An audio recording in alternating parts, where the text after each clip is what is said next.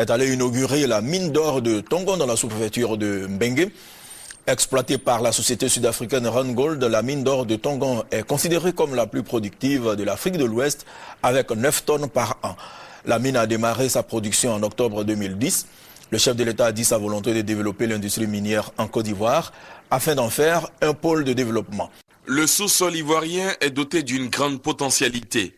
L'expansion du secteur minier pourrait permettre une diversification de l'économie ivoirienne longtemps reposée sur le binôme café-cacao. C'est donc à juste titre que le président de la République Alassane Ouattara, qui veut faire de l'industrie minière le second pôle de développement de la Côte d'Ivoire, a fait le déplacement de Tongon pour l'ouverture officielle de la mine d'or, exploitée par la société sud-africaine Randgold. La mine d'or de Tongon est l'une des mines les plus productives de l'Afrique de l'Ouest avec 9 tonnes par an. Le PCA et le directeur exécutif de Randgold ont salué l'engagement de l'État pour la réalisation de ce projet qui a nécessité l'investissement de 200 milliards de francs CFA. Ils se sont réjouis de la réussite de ce partenariat sud-sud avant de réaffirmer leur foi en l'avenir de la Côte d'Ivoire.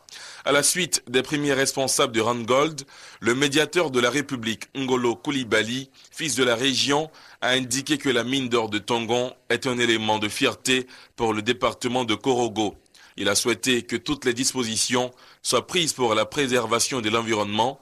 La mine d'or de Tongon, selon le ministre des Mines, de l'Énergie et du Pétrole, Adama Toungara, est le fleuron de l'industrie minière ivoirienne. La cérémonie de ce matin est un événement majeur pour la Côte d'Ivoire, car notre pays prend le pari de faire des secteurs des mines, des hydrocarbures et de l'électricité le second pôle de son développement économique et social.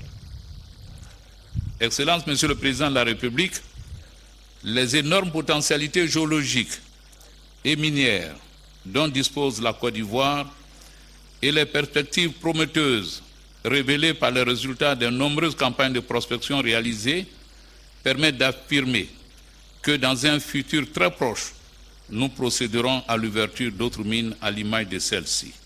Pour le président de la République Alassane Ouattara, la mine d'or de Tongon est l'un des premiers jalons posés pour faire de l'industrie minière un pôle majeur de développement.